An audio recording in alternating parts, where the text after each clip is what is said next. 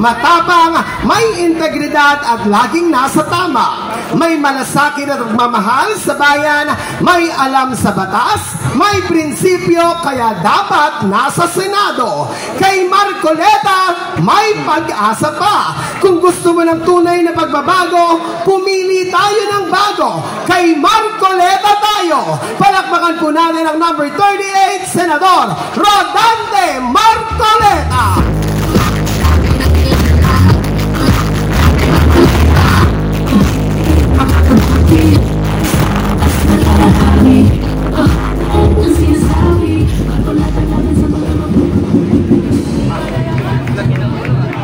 Magandang gabi po sa ating lahat na nandito sa napakaraming mga tao na tumanggap po sa amin ngayon gabi.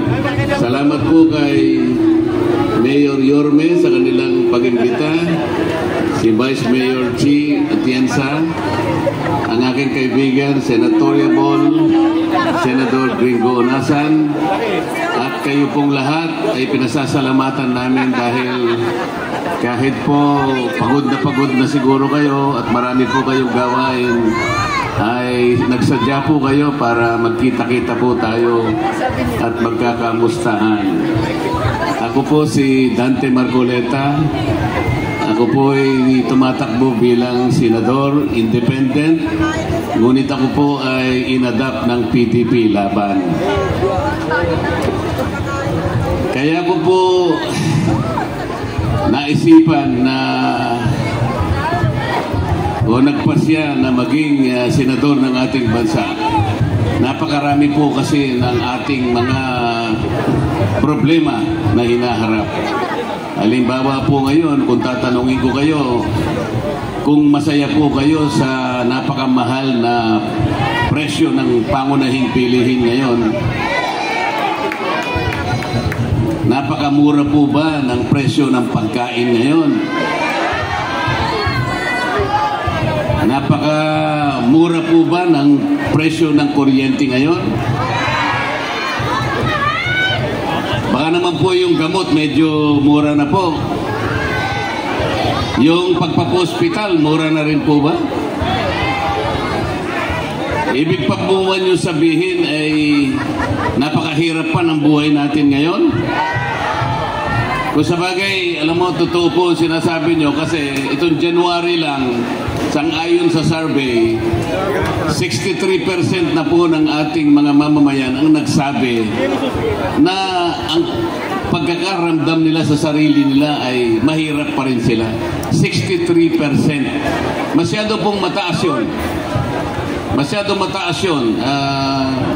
In 21 years, parang sobra-sobra naman ang 63% para sabihin ng mamamayan natin na ang damdam pa nila sa sarili na ay mahirap pa sila. Itong Marso po, nagkaroon din ng survey. Alam po ninyo, mahigit sa 27% naman ang nagsabi na nakaramdam po sila ng gutom. 27%.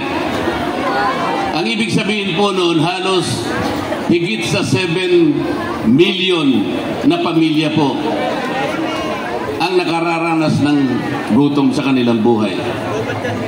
Kung halimbawa po ang isang pamilya ay may 5 miyembro, halos 35 million Pilipinos po ang nagsasabi na nakakaramdam po sila ng gutom.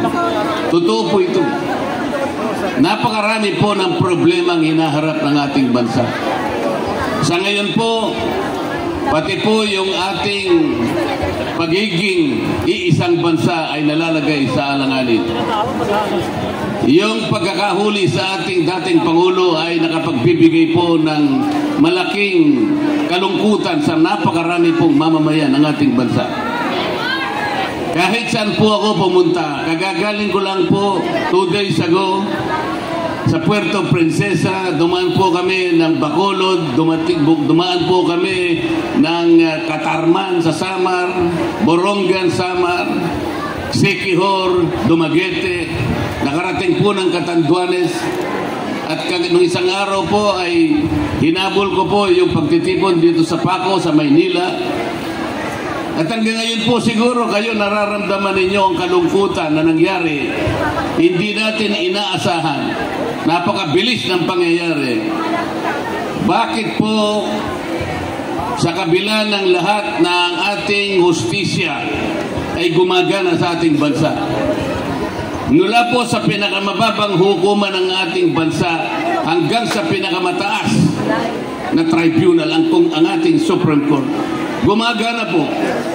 Pati po ang ating mga piskalya nakakalat sa buong Pilipinas, gumagana po. Wala ni isa mang nagdemanda sa dating Pangulo.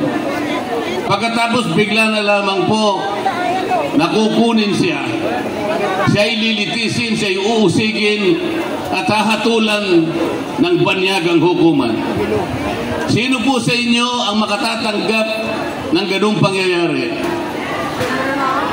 Masaya po ba kayo sa nangyari? Tama po. Bilang isang Pilipino, lalong-lalo na po, naging Pangulo pa ng ating bansa. Ang isang Pangulo ng bansa, napakalaki po ng kanyang tungkulin. Pananagutan po niya, siya po yung head ng Estado. Pananagutan niyang sinupin, proteksyonan, depensahan ang kapakanan ng kanyang mamamayan. Sa kanya pong panukat nung siya ang Pangulo, nakita niya ang panganib ng droga.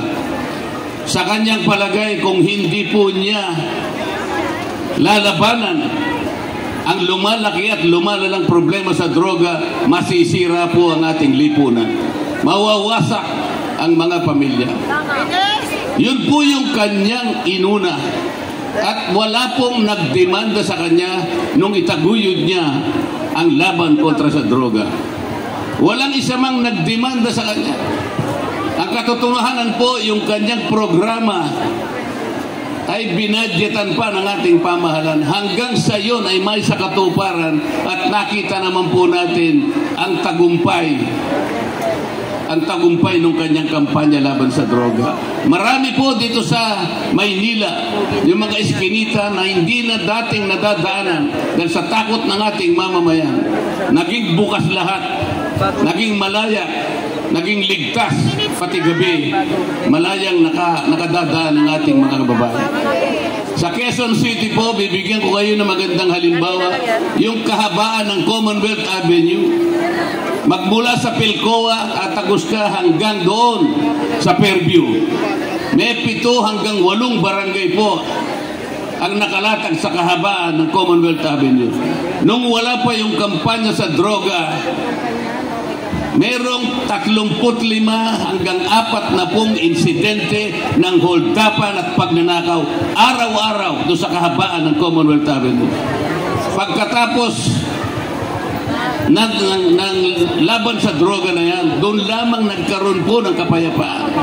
Naramdaman po ng mamamayan ng lugar na yon kung gaanong benepisyo ang naidulot. Kung halimbawa po nagkaroon ng pagkakasala ang isang Pilipino, presidente man siya o hindi, usigin po natin siya dito sa ating bansa. Wala pong karapatan yung ICC na gawin niya yung kanyang ginawa sa dating Pangulo. Bakit po? Meron po silang sinusunod na principle doon, yung tinatawag na principle of complementarity. Ang ibig sabihin po noon, hindi siya pwedeng manghimasok ng basta-basta. Pwede lamang siyang manghimasok kapag yung ating judicial system, yung ating husgado ay hindi na umaandar. Hindi na gumagana. Ayaw nang gumana. Ayaw niyang gampanan ng tungkulin niya. Doon lamang pwedeng pumasok ang ICC. Sa makatwid, kahit na po bukas at gumagana at nagpapunction ng ating judicial system, bigla na lang silang nakialam, biglang pumasok sa ating bansa. Parang isang sampal sa mga hukuman ng ating bansa. Wala ni isang Pilipino, walang isang Pilipino ang tatanggap doon. Tingnan po ninyo nangyayari ngayon. Imbes na ayusin po ang ekonomiya ng bansa para yung lumulubha na kahirapan sa bansa kahit papano'y maayos natin kahit konti. Ano po yung tumataas? Hindi yung kabuhayan. Ang tumataas dito yung corruption sa ating bansa. 30% ng pera ng kaban ng bayan na pupunta lang sa bulsa ng iilan. Kaya lalong humirap, lalong lumubha ang kalagayan ng ating bansa. Puro ayuda. Ay, naisip po nila ayuda. Akap, AX, MAIP, tupad. Hindi po yun ang paraan para pagsilbihan ng mamamayang Pilipino. Diyan sa subsidy na yan, kung halimbawa po 10, kung 10 ang taong bibigyan yan, 100 halimbawa, pag pinagsama-sama nyo po yung mga ayuda na yan, siguro 2 lang ang nabibigyan. Paano yung 8? Paano yung 8?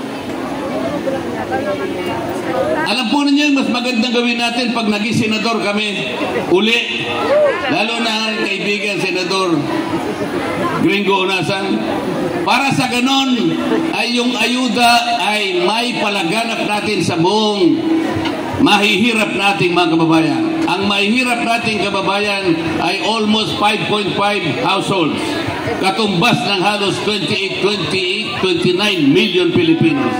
Parang silang lahat ay mabigyan. Naisip ko lang po, yung gumagastos ng 2,000 pababa sa kuryente, pwede po nating ilibre lahat yun. Every month, libre lahat. Yun po yung tamang ayuda.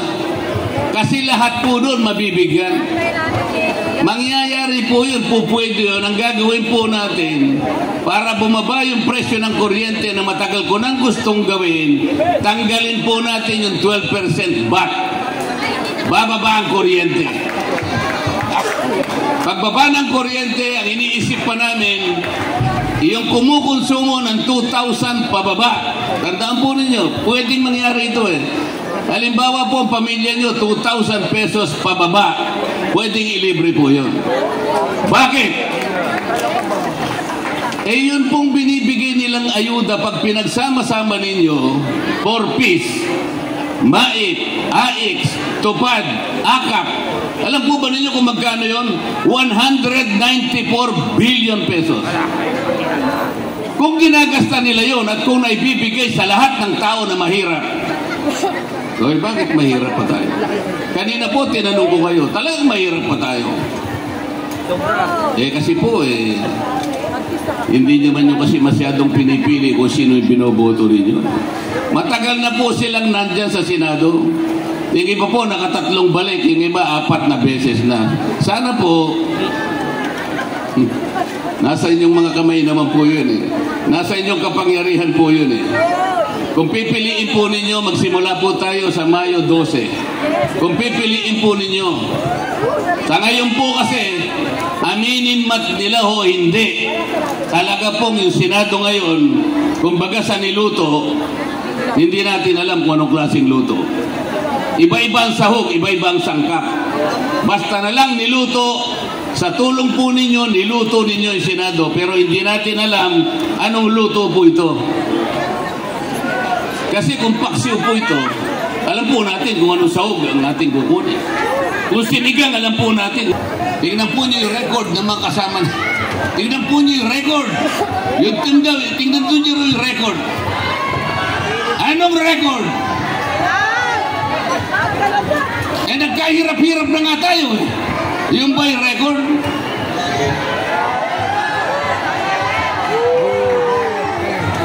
Ako nga po parang gusto ko pang kasama yung mga sabungero. Sandali na lang po ito. Bakit po? Hindi ko po pinopromote ang sabong sapagkat hindi po ako marunong magsabong at bawal po sa akin ang sabong. Kaya ko lamang po nababanggit kung bakit gusto ko pong makabarkada yung mga sabongero. Meron po kasi silang katangian. Merong isang espesyal na ugali ang sabongero na wala doon sa mga politikong katulad ng tinda yun. Ano po yun? Ano po yung ugaling yun? Ano yung katangian na yun na nasa sabungero lang at kahit kailan ay hindi mapupunta doon sa team na yun? Yung pagiging tapat, yung isang salita. Ang sabungero po, walang kontrata yun eh. Nagsesenyasan lang po sila, ganon. Ganon. Gaganon po. Pagkatapos, may ganon. Senyas lamang po nagkakaintindihan na. Senyas lamang po. Ayos na po sa kanila. Pero doon sa ibang team, sabi niya, ipinangangako ko gagawin kong 20 pesos ang presyo ng bigas.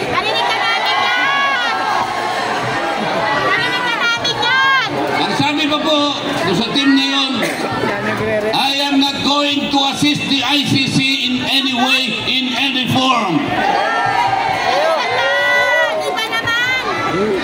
Salita po nila eh. Pero yung sabungero, hindi. Senyas lang po eh. Senyas lang. Hindi nga sila magkakakilala eh. Ang lalayo nila, pero pagka nakita, gaganon lang eh. Okay na po sa kanila yun. Matatag na yun. Nakasulat na sa bato yun. Ganon dapat ang magsisilbi sa bansa. Tulungan niyo po kami. Kami po na nasa team na gagawa ng tapat. Kami po ni Senador Gringo Nasa. Kasama ko po yung team Yorme at ang kanilang mga kasama. Kasi po magkakaalyado kami. Kami po ang gagawa ng mabuti para sa ating bansa. Magandang gabi po sa ating lahat. Salamat.